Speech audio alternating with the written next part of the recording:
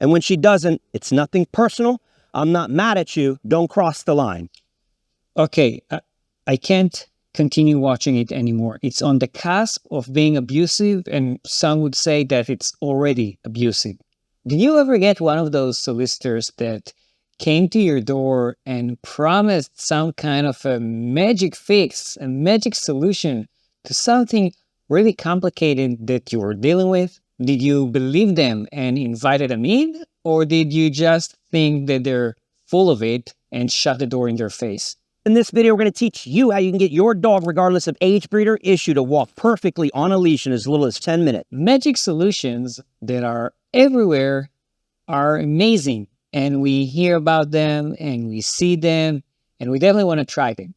It's an instinct of us because we see something easy, then of course we prefer to do that and not work hard if we don't have to. But many times they look easy when others are doing it and not us.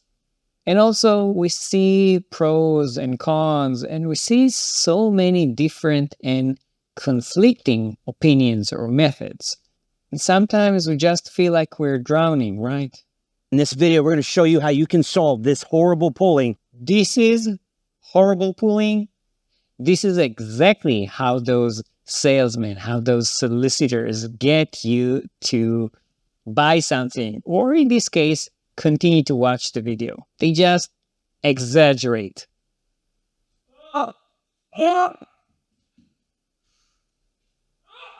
Two can play this game. She's about 65 pounds, maybe 70 pounds, but look at this pulling. In fact, we brought this handy dandy device out so y'all can see. Used for like catch a big fish in the lake or something. We're going to use it to show you how hard she pulls. Bringing a tool that you've never used before and that you're not even using for its intended purpose, and then maybe throwing some kind of a number into the air, like it really has some meaning, like some statistical importance or significance. The dog is pulling 10, 20, 30, and not a 0. Wow, that's amazing. This number just changed everything. Today we're going to fix it. So Miss Sunny's 1 year old. She's been in our program 48 hours, and I'm over it.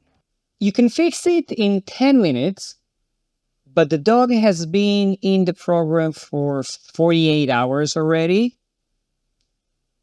What's going on here? How we're going to fix it is a few things. Simple steps. I want you to follow along. Step number 1, we're going to use the proper tools. Let me guess.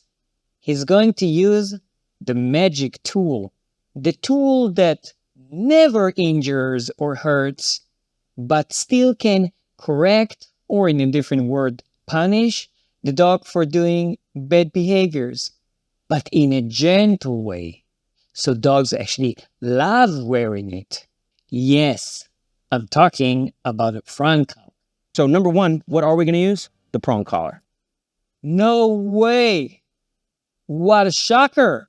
And for those of you like, I live in a country where they don't have prong collars. You don't need to do it with the prong collar. You just got to do it like 5 times harder. Wait, did he just say what I think he did? Did he say you don't need to use a prong collar?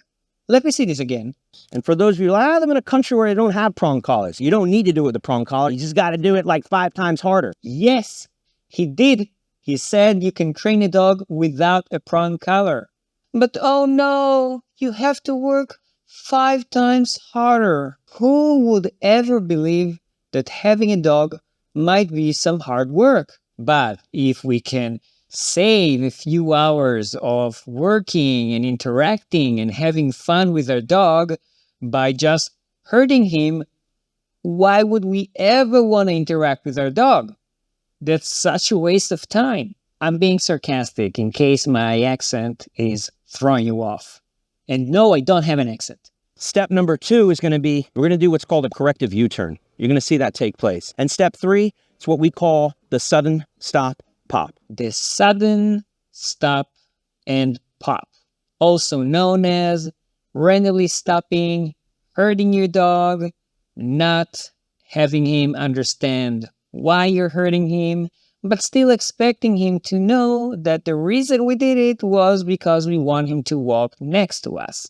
Now, before I continue watching the video, if you're one of these trainers, groupies, or any of those other aversive trainers like Cesar Millan and the Dog Daddy, or many of those trainers, and if you're here not to actually try and learn what's being done in a wrong way and how things can be improved, then you don't have to continue watching. Is how we prep the dog for the inevitable correction that's going to come on the prong collar. Correction, punishment, potato, tomato, sheep. No, that's actually not the same. Here, what I'm going to do is give her the gentlest little pop on the leash. Pay attention to what I said. Pop, not pull, a pop. But to pop, you actually also need to pull. Also, if it's so gentle, then why do you need to use a prong collar? Oh, because even a gentle pop can actually cause pain and discomfort. Do you understand now how the use of words like corrections and pop and gentle are all meant to just sell this method? How? By hiding the true meaning, by hiding what's actually being done here. It's going to be pop. I'm going to move backwards and pay her with food. Let her know I got good stuff. She moved backward toward him the second that he touched the leash, which makes me think that this is probably not the first time that he was doing this method. So it's probably not a 5-minute, 3-minute in to the training. Also, what was he marking with that clicker? He clicked when the dog was already next to him, eating the treat. You're supposed to click when you're trying to reward a specific behavior, to strengthen a specific behavior. So in this case, he was supposed to click the second that the dog stopped pulling, or the second that the dog came and stood next to him. The clicker is used to make the dog easily understand what is the exact specific behavior we're trying to reward, we're trying to encourage. If you got a dog that's not food motivated, you pretty much want to skip this step. Or find another motivator. You don't only have to use treats. There are other things the dogs do love. But she happens to have some food motivation. So let me show you that again. There's going to be, I'll even do it while she's itching. Sorry, I'm not sure. What did he say? That he's not sure why she's itching, or that he will even do it while she's itching? But in case he's asking why she's itching, then, well, maybe because she has a prong collar in her neck that's bothering her and is causing discomfort. But there are other reasons as well. Parasites, allergies, and you know what? Even stress. This excessive itching all of a sudden can definitely be a displacement behavior. A displacement behavior is a normal behavior that is only shown in times that it's not supposed to be shown. We see it if the dog is in conflict, if the dog is in stress, or if the dog is really confused, which can definitely be this case. See how tight the leash is? Can't do a corrective U-turn from a tight leash. There has to be some slack. So before I U-turn, I'm going to sneak up on her, get some slack, and bust a U-turn. Make note. Who's she paying attention to? Not me. We're going to fix that now. You know why he can't use a tight leash to do this thing? It's because if the leash is tight, then he doesn't have enough momentum to cause enough pain on the dog's neck. Now notice that he's not just popping it gently. He's actually pulling, and pulling hard. And for those of you who think that the prong collar is a magic tool, can you please explain, if that's the case, why is the dog still pulling despite of wearing it? No. You know what? You don't need to explain. Let me explain. It's because when you're pulling lightly, or when the dog is actually pulling lightly, he's pulling in a level that doesn't cause enough pain. It still causes pain, but it's not strong enough to stop the dog from whatever the motivation is. That's why it only works when it actually causes pain. So all of you who are saying, no, it's not causing pain if you're using it correctly, that's not true. Yes, maybe down the road, the dog knows that if you give maybe a gentler pop on the leash, then he should stop doing whatever he's doing, because now he's associating that with a stronger pull, with more pain. So basically, you're just scaring the dog. What is she learning? You went to the end of the line. You, if it didn't feel good, that's your fault. No. She's probably learning that it's your fault, the trainer's fault, or the owner's fault. She learns that it's the fault of whoever is holding the leash. And that can be detrimental for the human-animal bond. And I'm not just saying this. This was actually being proven in scientific studies. And now, good girl. Look at that. Now you would say, why didn't you start out paying her treats right here? Because she's 6 feet out in front of me. How am I going to get her to be here? How? You lure her to you using those treats. You said that she is treat motivated, didn't you? Now she said, yin and yang, baby. We got to fix the problem, the thing that we don't want, before we can start rewarding for the thing that we do want. Oh, ho, ho, ho, ho, ho. Snap, crackle, pop. In it to win it. She's about ready for the sudden stop pops. No.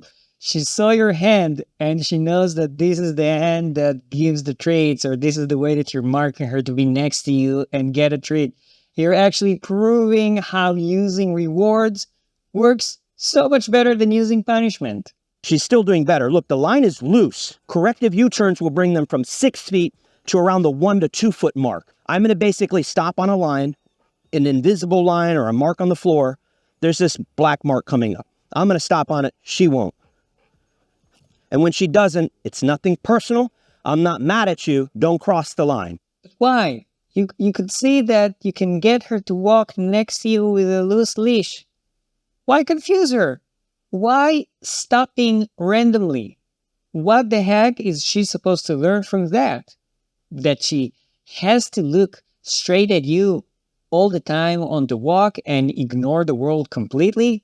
I mean, she's a dog. We're taking her on a walk so she can urinate and defecate, that she can get some enrichment by not being locked in the house all day long. That's a very important part of the dog's life. And look how frightened she is. How she automatically sits with her ears really flat and on the back of her head.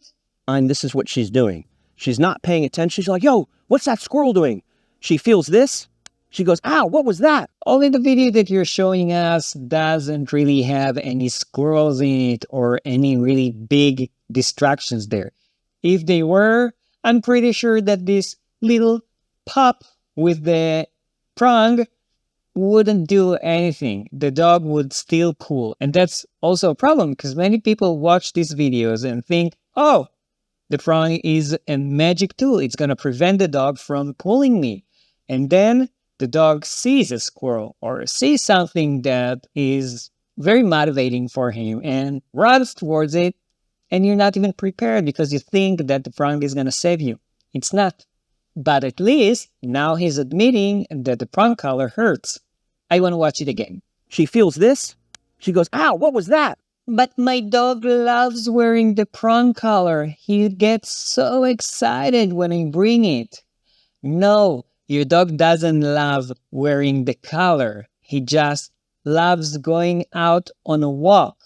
Being outside is still a great experience for a dog. It's still a very good motivator for the dog. It doesn't mean that your dog loves wearing the collar. Okay, I can't continue watching it anymore. It's on the cusp of being abusive, and some would say that it's already abusive. But do you really want to know what you should be doing? Well, even in this video, he's actually demonstrating what you should be doing. You want to reward your dog for walking nicely next to you, a little bit in front of you, a little bit behind you. It doesn't matter that much. And yes, if you want to reward your dog for paying more attention to you, that's fine. But don't expect the dog to walk the entire walk staring at you to make sure that you're not stopping. Using a prong or using any tool, by the way, not just specifically aversive tools like the prong collar or an electric or shock collar. Even using a regular flat collar or a harness or a head halter, any tool that's being used in an aversive way by pulling, tagging on it, popping to cause the dog pain, not recommended. But definitely not a tool that is intended to begin with to cause pain. Like this video and subscribe if you agree with me that we shouldn't be going out and hurting our dogs on purpose. If you don't like and subscribe, it probably means that you love using prong collars and it means that you like hurting dogs. Just kidding, just kidding. Or am I? And in the meanwhile, why not watch this video?